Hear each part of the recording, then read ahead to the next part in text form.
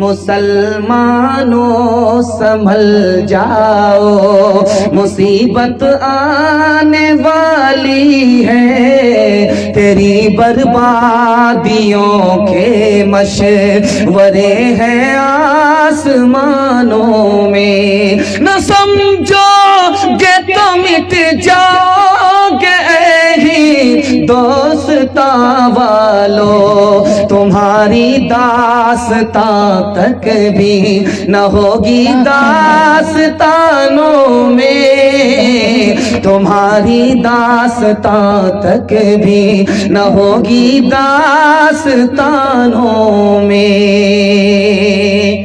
دھیان سے رکھیے گا، جلدی سے نکل جائے۔ مسجد کو آپ دیکھ لیجئے، بغل میں مسجد ہے، اگر اس مسجد میں امام نہیں ہے یہ مسجد ویران ہے۔ مسجد میں امام ہے، ڈاکٹر کا فیس نگد ہے، امام کی تنخواہ ادھار ہے، مسجد ویران ہے۔ مسجد میں پیچھے نماز پڑھنے والے امیر ہیں لیکن امام غریب ہے، غریب سے غریب ہوتا جا رہا، مسجد ویران ہے۔ بیوی پر حکومت نہیں، بچے پر حکومت نہیں، امام پر ٹھیلا کھینچنے والا بھی حکومت کر رہا ہے، مسجد ویران ہے۔ آپ سمجھتے ہیں یہ آباد ہے؟ آباد نہیں ہے، ویران ہے۔ دکھانے کے لیے جا رہا ہوں، دھیان سے اس کو سنیے گا۔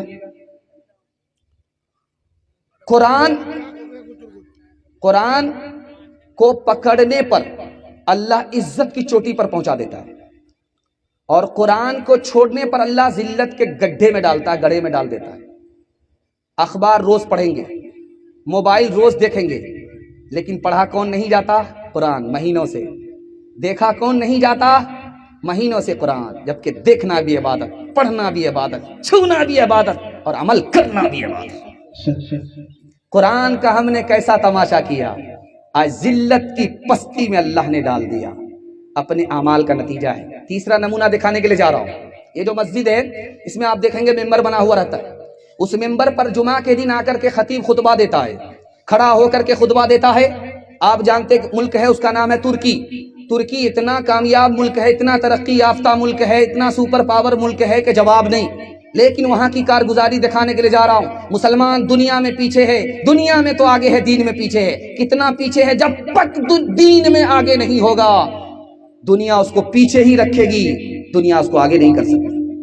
ممبر پر پگڑی رکھی ہوئی ہوتی ہے، اور یہ جبہ رکھا ہوا رہتا ہے، جو ہم پہنے ہوئے ہیں یہ جبہ رکھا ہوا ہوتا ہے، اور ڈپلیکیٹ داڑھی رکھی ہوئی ہوتی ہے، جیسے ٹوپی رکھی ہوئی ہوتی ہے ہماری مسجد میں پلاسٹک والی ٹوپی، اسی طرح وہاں داڑھی رکھی ہوئی ہوتی ہے ممبر پہ۔ اب وہ امام آیا، کوٹ پتلون میں آیا، کوٹ پتلون میں آیا وہ امام، سب سے پہلا کام وہ کرتا ہے کہ وہ جبہ اٹھاتا ہے وہاں سے، اس کو پہن لیتا ہے، اور اس کے بعد وہ جو پگڑی رکھی ہوئی ہے ڈپلیکیٹ پگڑی اس کو لگاتا ہے، وہ ڈپلیکیٹ جو داڑھی رکھی ہوئی ہے اس کو لگاتا ہے، چونکہ اس سے پہلے وہ صفا چٹ ہوتا ہے، چہرہ اس کا فٹ بال کا میدان ہے، وہ ڈپلیکیٹ داڑھی لگاتا ہے۔ نبی کی سنت کا تم تماشا کرو گے، اللہ پوری دنیا میں تمہارا تماشا کر دے گا۔ چوتھا نمونہ آپ کی خدمت میں لے کر کے آ رہا ہوں، بہت دھیان سے سنیے گا۔ مدرسہ میں عالم اگر پڑھائے تو کیا کہتے ہیں؟ تو تنخواہ لیتے ہیں۔ کون سی خدمت ہے بھائی؟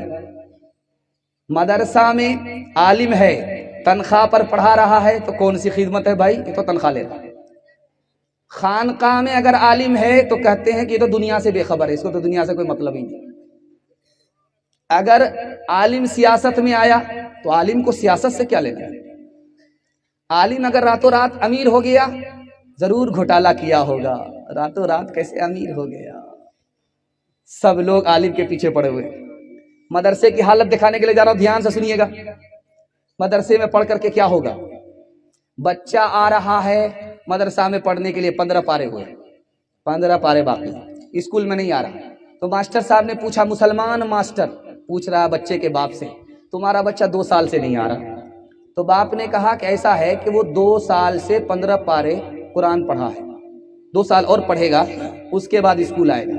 تو مسلمان ہو کر کے ماسٹر کیا کہتا ہے کہ قرآن کے چکر میں تمہارے بچے کے 2 سال برباد ہوئے، اور 15 پارے کے چکر میں رہو گے تمہارے 4 سال برباد ہو جائیں گے۔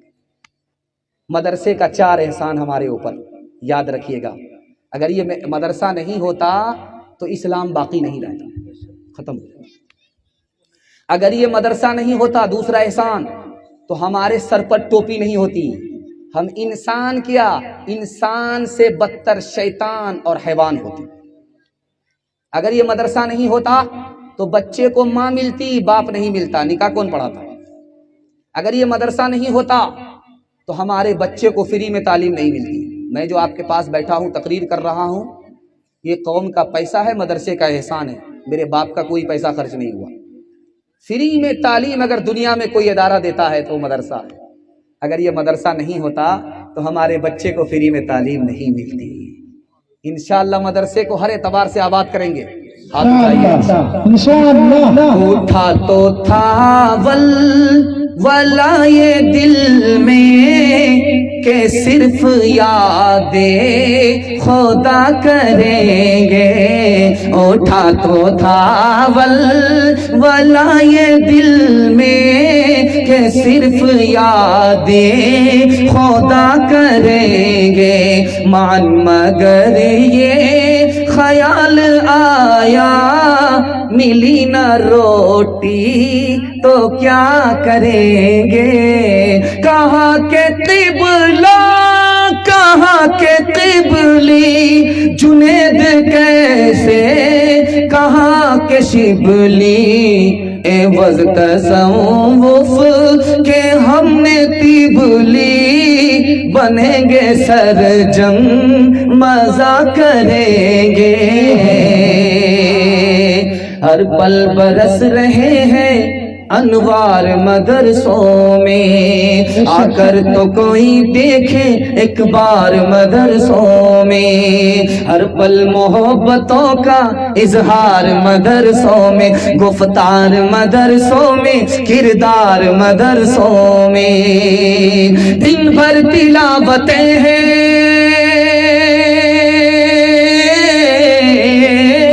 دن بھر تلاوتیں ہیں، شب بھر عبادتیں ہیں، ہوتا نہیں کوئی دن اتوار مدرسوں میں، ہوتا نہیں کوئی دن اتوار مدرسوں میں، ہوتا نہیں کوئی دن اتوار مدرسوں میں۔ عورتوں کے حوالے سے سنا رہا ہوں، سننے کے لیے آپ لوگ تیار ہیں؟ دونوں ہاتھ اٹھائیے انشاءاللہ۔ بیوی سے پوچھ کر کے ماں باپ کو خرچہ دیں گے، ہاتھ اٹھائیے انشاءاللہ۔ اچھا اٹھانے دیجئے، 7 خون معاف ہے۔ دھیان رکھیے گا، اچانک میں آپ سے پوچھا جاتا ہے، اچانک میں آپ لوگ بول دیتے، اس لیے غلطی کرتے ہیں، اس لیے حضرت کہہ رہے ہیں کہ ذرا سنا کرو، سننے میں آئے گا تو سمجھا جائے گا کہ کیا کہا جا رہا ہے۔ دھیان سے رکھیے گا، عورتوں کے حوالے سے سنا رہا ہوں، بہت دھیان سنیے گا۔ ماسٹر صاحب آئے اسکول میں، پینسل لے کر کے کھڑے ہو گئے، بچوں سے کہا دیکھو بچے آج میں ایک سبق دینا چاہتا ہوں تم کو۔ بچوں کے کان کھڑے ہوئے کہ ماسٹر صاحب آج کیا سبق دیں گے؟ کہا بیٹے میں ماں کے بارے میں سبق دینا چاہ رہا ہوں، ماں کون سی ذات ہے، اس سے کیسا رشتہ ہوتا ہے۔ ہر بچے کے کان کھڑے ہو گئے، ایک بچہ پیچھے پیپر پڑھ رہا ہے، استاذ نے ڈنڈا لیا، لگایا 2-4 ڈنڈا، کمینہ کہیں کا، ماں کے بارے میں بتانے کے لیے جا رہا ہوں، سب کان کھول کر کے سن رہے ہیں، تو پیپر پڑھا؟ کہا حضور میں آپ کے ڈنڈے کا برا نہیں مانوں گا، آج ہی کا پیپر ہے، تازہ خبر ہے کہ ایک ماں 4 بچے کو سوتا ہوا چھوڑ کر اپنے یار کے ساتھ فرار ہو گئی۔ دوسرا نمونہ آپ کی خدمت پہ لے کر کے آ رہا ہوں، بہت دھیان سے اس کو سنیے۔ ماں بیٹے کو گالی دے رہی ہے، بیٹا ماں کو گالی دے رہا، کوئی چپ ہونے کے لیے تیار نہیں۔ ماں سوچ رہی میں خاموش رہوں گی ہار جاؤں گی، بیٹا سمجھ رہا میں خاموش رہوں گا ہار جاؤں گا۔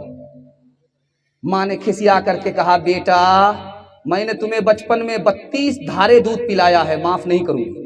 تو بیٹا کہتا کیا فرق پڑتا ہے، تو نے مجھے ڈبے کا دودھ پلایا، اپنا دودھ نہیں پلایا۔ تیسرا نمونہ آپ کی خدمت میں لے کر کے آ رہا ہوں، بہت دھیان سے سنیے گا۔ بیٹے کو پھانسی پر چڑھایا جا رہا ہے، اس سے پوچھا جاتا حاکم نے تمہاری آخری خواہش کیا ہے؟ کہ میری ماں زندہ ہے، میں ماں سے بات کرنا چاہتا ہوں، راز کی بات اس کے کان میں کہنا چاہتا ہوں۔ ماں بلا دی گئی، بچے نے بات کرنا چاہا، ماں نے کان بڑھایا، اس نے دانت کاٹا، دانت سے کان کو کاٹا۔ حاکم نے کہا رے بدنصیب تو ابھی پھانسی پر چڑھنے والا ہے، تیری آخری خواہش تھی ماں کا دیدار کروں، ماں سے بات کروں، تو نے ماں پر ستم کیا۔ کہا حاکم صاحب آپ کو نہیں معلوم، میں بچپن میں انڈا چرا کر کے لاتا تھا، یہ ماں میری پیٹھ ٹھوکتی تھی، اسی نے مجھے چور بنایا، ڈاکو بنایا، آج میں پھانسی پر چڑھ رہا ہوں۔ اگر یہ ماں کان کے نیچے ایک تماچا جڑ دیتی، زندگی بھر کے لیے میری چوری ڈکیتی چھوٹ جاتی۔